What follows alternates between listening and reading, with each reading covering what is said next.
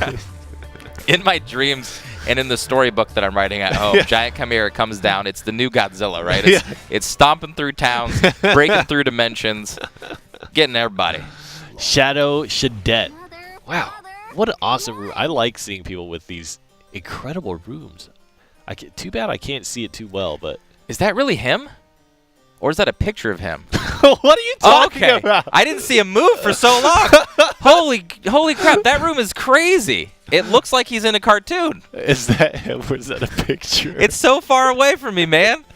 I couldn't tell. He looks like a cartoon. This is great. This is great. ShadowShadet, another one of our players who's taking the opportunity to get those extra 1,000 vials to get his face on camera. Awesome stuff. He's got an awesome cup, too. Love it. Yeah. Love it. So it looks like Rune, Shadow, Dragon, as expected, against Dragon, Shadow, Haven, and the Havencraft deck is banned. Yep. Havencraft has been knocking some bans, and we've been seeing why. It's just really strong. It does what it does very well. It's not like Dragon, where it's just like, you know, I have to get my ramp, then I have to get this, then I have to get that. It's just good on-curve tempo plays built in with that backbone of Aegis at the end of the curve.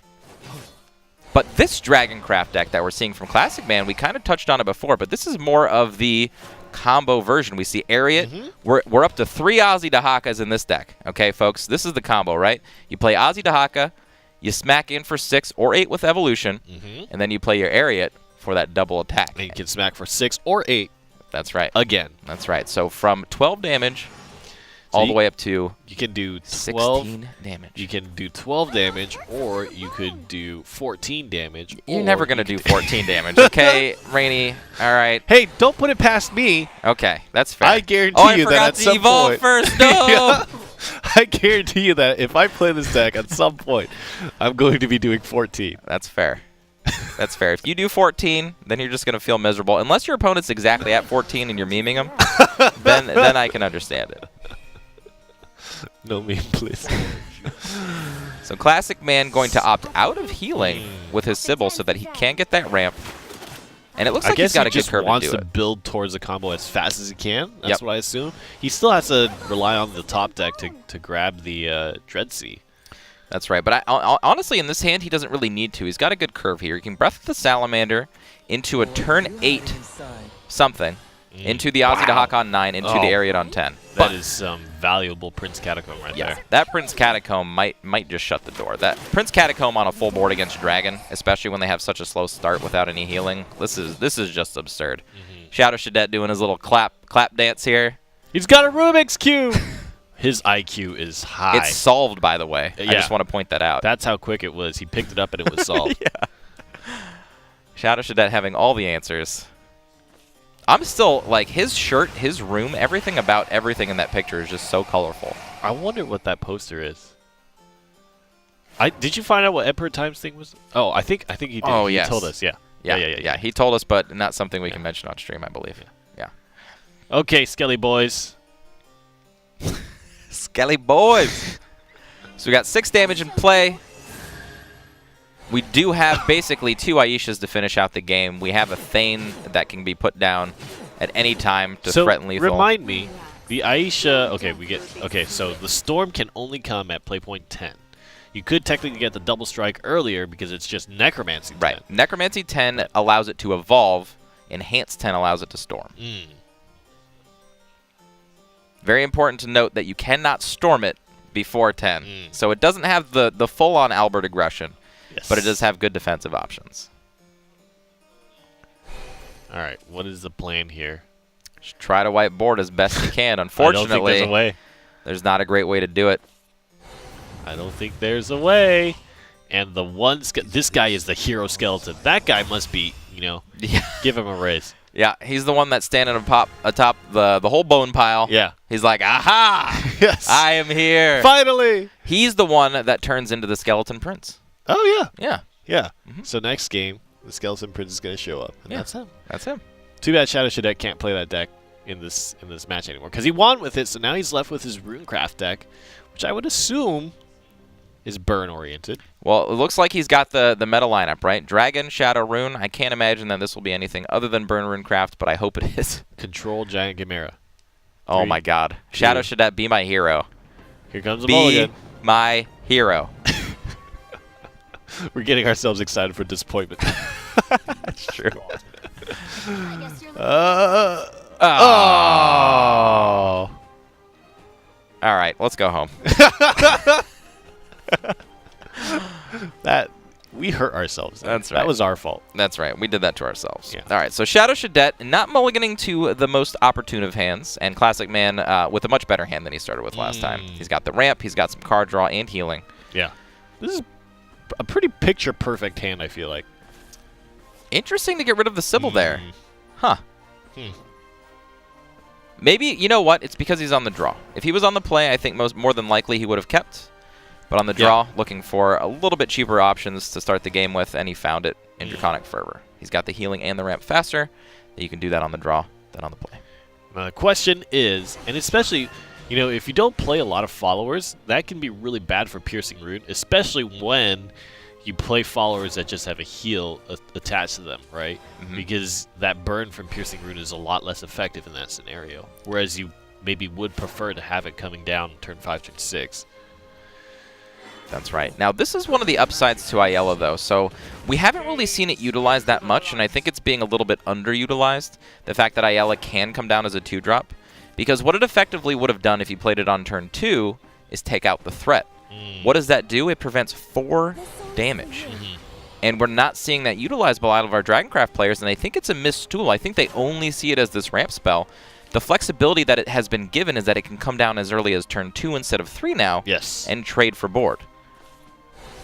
Which that 4 health is a big deal, especially when you're up against a burn deck. Especially against a burn deck. Now, if already at 12. Yeah, if we take a look back at this, you know, this 4 health differential, this 4 defense differential, is it really going to matter in a matchup like this? I think it really will. So you evolve, go over the Carl. You can Blazing Breath as well. Yep. Blazing Breath to finish. Are you defying me? Yeah, so now you're looking good. You did take the extra 4, however, the ramp is here. This is the other way to play it. And you do have Sybil already, you do have Fervor already. Queen of the Dreadsea already installed, but nothing to combo with it just yet. Now what's interesting, do you prefer having the Sybil use first or the Fervor use first? That's just board state. If you have an empty board, always Fervor. If you have a board that you actually need to present some type of presence, then Sybil. Okay, so I would assume it's probably Fervor. Yeah, this would be more of a Fervor turn. However, you can also consider, how do I want my opponent to use their Evolution Orb, right? If I just play Fervor, they're going to evolve that Mage of Nightfall and go directly to my face. If I play Sybil and evolve and clear board, well, this isn't really a good, well, yeah, it could be a good option. Depends on what he does with Valyria. Okay, so if you play Sybil here, especially if you evolve it, I don't think you need to. Then you put the onus on ShadowShadet to actually do something to remove that and possibly reduce the damage to your face. Maybe he'll have to evolve his next follower over the Sybil, so I think the Sybil is a better play here. Sybil evolve, and I think you just kind of have to understand that Mutagenic Bolt is a thing that could happen. Right. Yeah, Mutagenic Bolt can happen. Pretty much anything at this point can happen. We're on 6 play points. This is kind of the top end of the curve. 6, so he has 9 damage here if he chooses to evolve Nightfall. Or he could, well, the Piercing Rune isn't super comfortable. Yeah, unfortunately, this is what we're talking about. So now you actually have to do something about the Sybil. We saw what happens when you don't. Yeah. So you probably use the Levy, 3 damage to the face, evolve Levy. Yeah. Clear out the board and then Nightfall in. I think that is the best option. And then next turn you can empty out your entire hand to set up for a Wizardess of Oz turn, and then just try to force through the last points of damage. We're hitting play point 10 though. And that's going to make ShadowShadet think real hard. Yes. Yeah, I mean, the only other play realistically here is to... Oh, okay. I guess this works too. Maybe this is a way to get his hand empty this turn. I cannot hate on it. Plus, it gets sigils in play. The one reason I don't like this is because you're expending all of your sigils on turn 10, so Bahamut can come down to erase it all. But I think in ShadowShadet's mind, it doesn't matter because I still want to play this Wizardess. I need my answers to these big followers that can come down. And getting to your card advantage early is very, very nice because you don't have to spend your play points drawing for it when you need it. Right. And now we see half the combo installed now with Ariat in hand. Can ClassicMan get where he needs to? Double Ariat. Can deal with one threat now, not both. Oh, never mind. Didn't see the Blazing Breath there. Just kidding.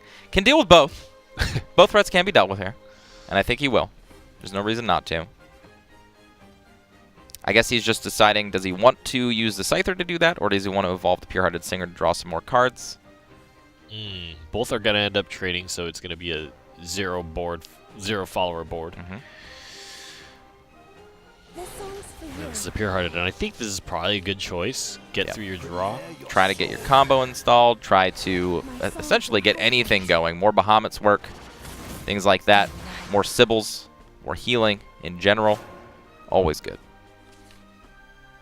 Wow. That was an insane card to draw. Now you can literally just Chain Lightning and pass. It depends on if ShadowShadet wants this to go longer or if he wants to just try to close it out immediately. But Chain Lightning is one of those great spells. We haven't actually been able to see it used this way in the entire competitive scene yet, where you just play it for value. You can literally just play this card every single turn, all the way up until turn 10, where you can start doubling up on it and just kind of grind your opponent out with this card alone. It's very good. There's little that you can do to stop it. 3 cards or under, and Chain Lightning returns. Oh boy. Alright, so this will most likely prompt the Wizardess unless there's a Mutagenic Bolt drawn. Okay. That's the worst card. Yeah, that's the worst card to draw when you're trying to empty your hand. It's clogging up your draws. Wizardess of Oz will draw you up to 5 cards in hand, so that means if you have 3 cards when you play Wizardess, you only draw 2. That's right. Really looking to dump your hand before you play Wizardess. And Dwarf Alchemist, while it is an amazing card, does not actually empty your hand very easily. Oh boy. Youch. This unfortunately is going to get rid of his option to continue to Chain Lightning. And with Ariat already in hand, I think that's just game. I think you could definitely just Dread Sea the Scyther and the Ariat too. You know, if you wanted to do all these crazy things, yeah. I don't think he's going to need it, though. Nope. Just... Oh, the double laser. You're going to be super pleased about this one. The double laser. How many times have you seen double laser happen? All right. Here comes laser number 1. Huh. All right. And... Heal him up. Heal him up. Laser number 2. Wow. Double-barreled lasers. Ariat, that's all I'm going to say. I'm going to drop the mic on Ariat, okay? I've talked about Ariat for, I don't even know how long now. It's been, what, like 6 months longer? Yeah. Ariat, you know, it's one of the best cards in the game. The glorious return. That's Ariat on Beauty and the Beast was very enjoyable, but Ariat on Bahamut is... Oh, yeah. Yeah. That's what happens when you leave Bahamut on the board. That's right. It's so important that his damage is over 10, right? Yes. Especially because that allows you to, I mean, it's a difference between having to go 3 turns or 2 turns, right? Or having the Ariat be able to close the game out. Honestly speaking, 10 or above, I think Bahamut would be almost the same. 13 just makes it a little easier to close the door with it. I think that Bahamut could afford to go down, but I think 10 is the magic number. Yeah. I guess you're looking for a fight. All right. ShadowShadet gets tied up 1-1. What a Rubik Cube. This guy is spinning the Rubik Cube. In that moment, he's scrambling it and solving it. Yeah, what if in the middle of his matches, he literally just scrambles this and solves it to keep his mind sharp in between games? Yeah. What a pro. Yeah. Okay. So he's got some curve to play. So let's kind of talk about this matchup, too, in a nutshell, because we haven't touched it since the season has started. Burn Rune has naturally been an enemy to Shadowcraft. It's just because it has the board wipes, it has ways to work around all of these Last Words Prince Catacomb things with the Mutagenic Bolts, and it just has consistent pressure and damage, and realistically the only way that you have to combat that as Shadow is by either having a better curve, dealing damage faster, which isn't very likely, or having multiple Saris to come back. And since we've seen a recent departure of Saris from most Shadowcraft decks, we've just been seeing Shadow kind of crumble to it. Yeah. But we're going to see if that's going to change anything with Saris being included in ClassicMan's deck. Again, we see this scenario where ClassicMan is on the play, so his Saris is not going to be able to evolve on turn 4. And I don't think it matters, though. He's got a decent curve outside of it. I mean, have we seen a Shadowcraft player miss Skull Ring on 3? I feel like Skull Ring has just always been there. Just always. So unfair, that card. Yeah. So unfair. And by unfair, I mean it's definitely what Shadowcraft needs. But it just feels unfair when you're playing against it. It's just like, man, so much value. Yeah. Just giving you the shadows it needs to reanimate. And so this look for Little Soul Squasher's return album. And this play feels so good as the Shadow player. This is actually one of the best ways to beat them. If Burn Rune has to play the Mage of Nightfall early in the curve and you have the immediate answer for it, Burn Runecraft loses so much of its tempo. Got rid of your own Earth Sigil for nothing. Yep. Basically pass the turn. That's right. Basically pass the turn while discarding one of your sigils. Like, it doesn't feel good. And then with the Saris as the comeback, you don't even need to play it next turn. And all these 2-drop followers just feel not great because Saris just stomps them. It's true. It's true. Saris next turn would be an okay play. Again, it's one of those situations that I think you almost always want to get the heal off of it before you play it. But, you know, he could put himself in a position to where it doesn't matter. I still feel like Andrialphus Evolve is still the better play here. I almost think every single game, if you're not evolving Andrialphus, the game just gets much harder to win. Okay, he goes for the Saris play. Okay. And I actually would agree with you right now. You don't need the healing right now. Get your card advantage out early because you don't want to be in a situation where you need the cards and you have to spend to draw at that turn. I can respect it because there's not really an easy way to deal with Saris out of Burn Rune on turn 5. Mutagenic Bolt's an easy way to deal with it on 6. Master Mage Levi Evolve on turn 6. The board's clear, very hard to deal with, might stick around for multiple turns, and actually gain defense if there's any damage dealt this turn. So it's not the worst possible thing in the world. However, there is an answer with the Evolve here and the Piercing Rune. Yeah. And you're not going to gain back that health. The Piercing Rune is going to do 2, and it's just going to stick because your Saris came out late. That's right. Fortunately, though... Early. Oh. He's going to keep the Saris in play. Huh. And not use the Evolution Orb. Why use the Piercing Rune here, then, if you know it's just going to get healed back? Interesting. Huh. I guess he's just trying to make a very big tempo play. I think maybe he feels like the board's lost to him.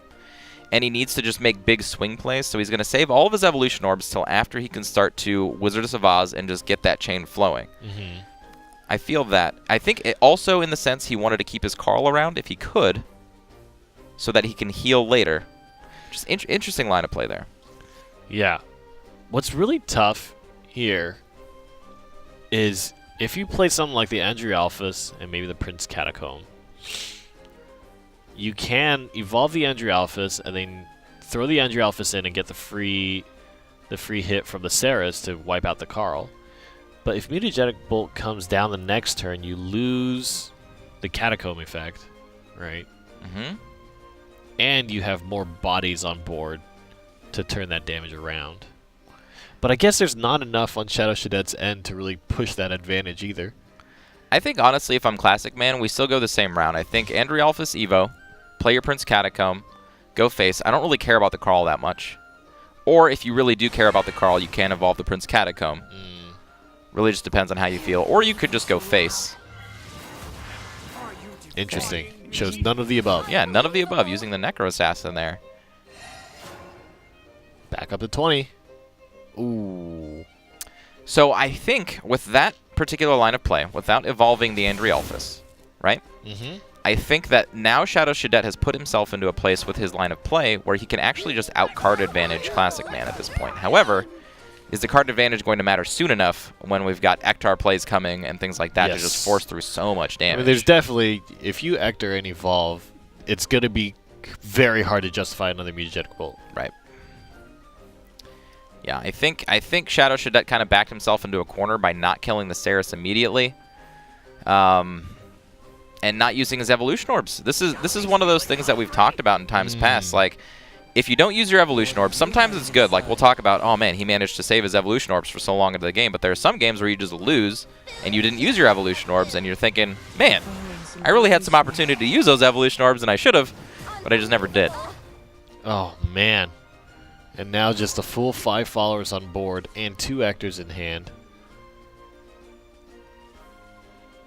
Yeah, and now I just don't know what ShadowShadet does. I think he's just going to have to try to get lucky. I mean, he doesn't want to play Mutagenic Bolt here.